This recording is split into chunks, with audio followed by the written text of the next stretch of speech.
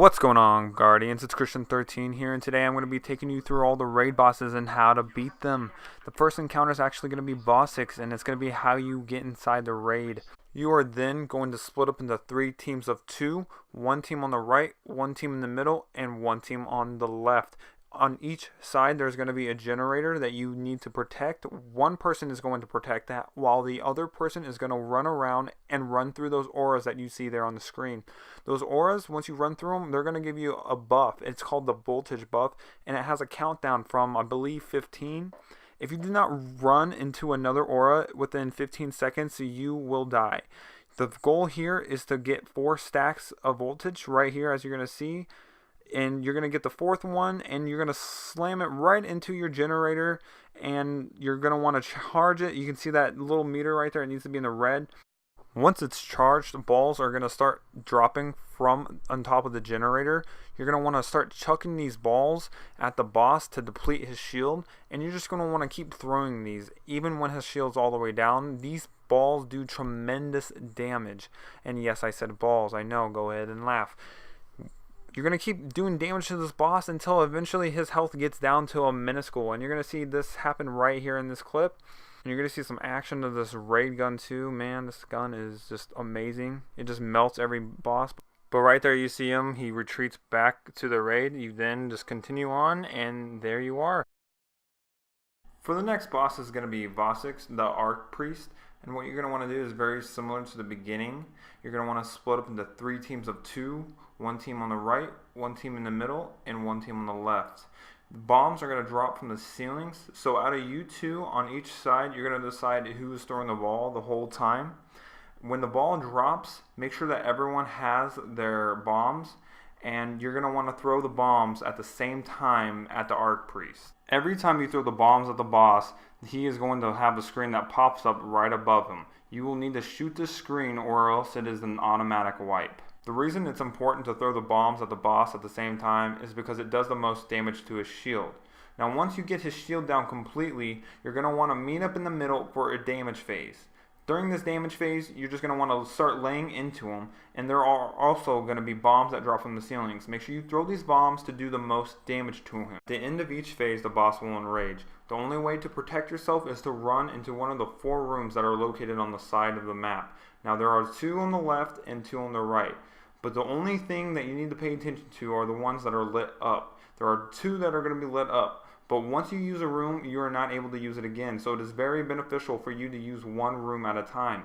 The way to go about this is to have one person assigned to call out the rooms. So if I was the person calling out the rooms, I would call out whatever one I saw first. So if I saw the back left room lit up first, I am going to call out that room. This is to ensure that everyone has enough time to make it to the room safely. Another thing to point out is that ads come from the middle ceiling in the middle. So to help out with this, you're just going to want to start throwing grenades in the middle just to help ad control. Also, if you're throwing the ball from the middle, since the ads are coming from the ceiling, you're not going to want to throw right in the middle because you could possibly hit one of the shanks or dregs or whatever that are falling out of the ceiling. So you're going to want to throw at an angle at the boss. Another thing that might happen to you is that the boss might move around and whatnot, so make sure that when you're counting down, make sure that he is staying in one place and he's not moving around, because again, it's pretty annoying when you get everyone on the right track and eventually he moves and you miss the shot. Alright, for the next part, it's going to be the Death Zamboni part 1, and what's going to happen is the Death Zamboni is going to start charging towards you. What you need to do is you need to focus fire on the turrets that are located on the left top middle and right top middle of the Death Zamboni. And when you do that, the middle is actually going to pop open. You need to focus fire on the middle until the left side of the Death Zamboni, the door falls off and you're able to climb on top. Now, ads are going to be a huge problem in this. You're probably going to want a Stormcaller or a Tether to control those ads. Next is going to be part 2. And you're going to want to run all the way across the bridge after the Zamboni blows open the wall. When you get here, there is going to be a fallen ship, and it's going to drop a bunch of enemies. You're going to want to kill these enemies as fast as possible. And when you do so, the ship is going to drop 3 parts. These parts are to repair the Death Zamboni, and your goal is to take these parts and put them in the places where they go on the Zamboni. Now, when you pick one up, you're going to actually get a 10-second debuff, and when it counts down and it hits 0, you're going to drop the part, and you're going to get another debuff, which is called Exhausted, and that's going to count down to 10. That is 10 seconds before you can even pick up another part. Now, the strategy to this is to make sure you get the parts and you walk across the beam on the right side, which you saw me do.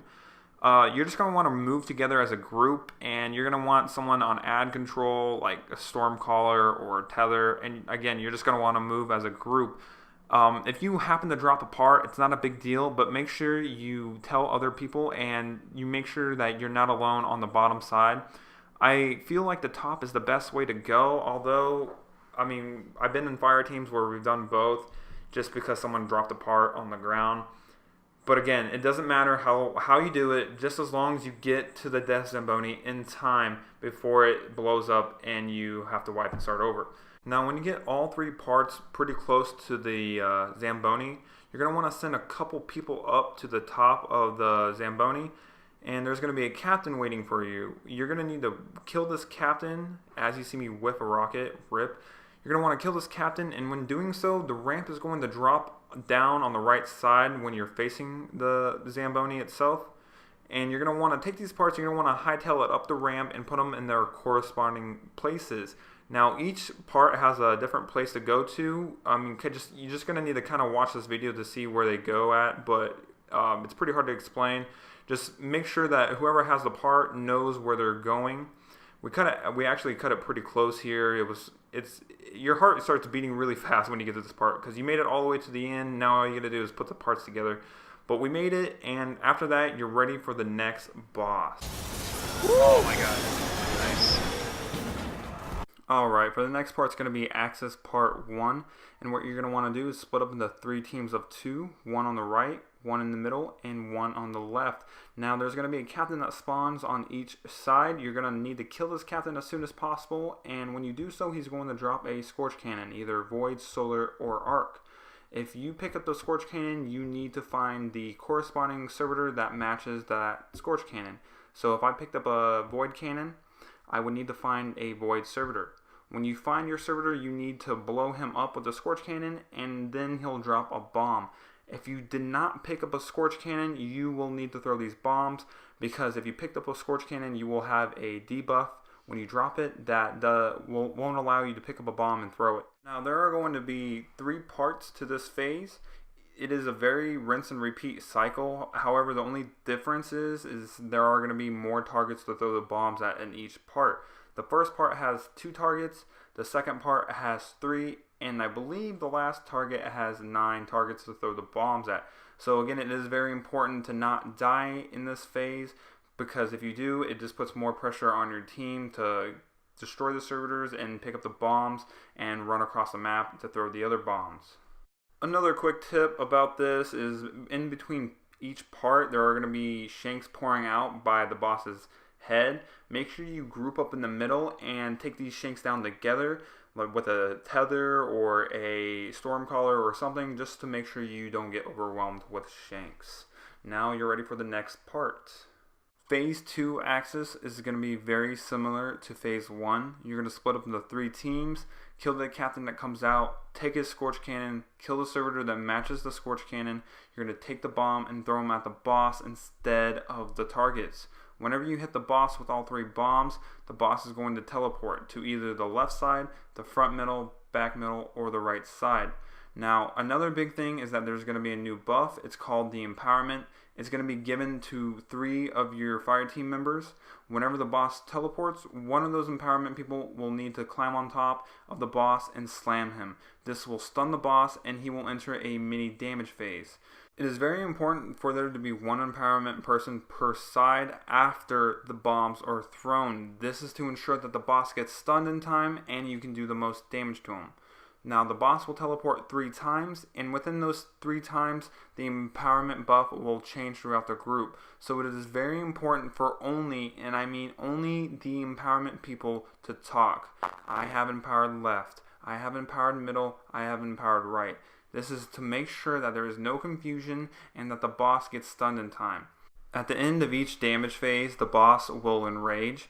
To protect yourself, you will need to run to one of the 4 platforms in the back. If one of the Empowerment people will miss a slam on the boss, he will enrage. Again, you'll just need to run to one of the platforms in the back. You will all need to run to one platform, because once you use a platform, you will no longer be able to use it. So it's very important to conserve those for any mistakes that might happen during this phase. Another tip, if you're having problems damaging the boss, I definitely recommend Sunsinger class for the Warlock with Viking Funeral and a Solar Grenade. It stacks on top of a tether and it just does a ton of damage over time. Also, if everyone on your fire team or just a couple people have Outbreak Prime, it just absolutely melts the boss's health. If you like this video, give me a thumbs up. If you have any suggestions or if I left anything out, make sure you leave a comment below. I also do carries for this raid, so I'll just leave my PSN in the description below. Don't be afraid to message me on PSN. And remember, no Guardians left behind. Go down.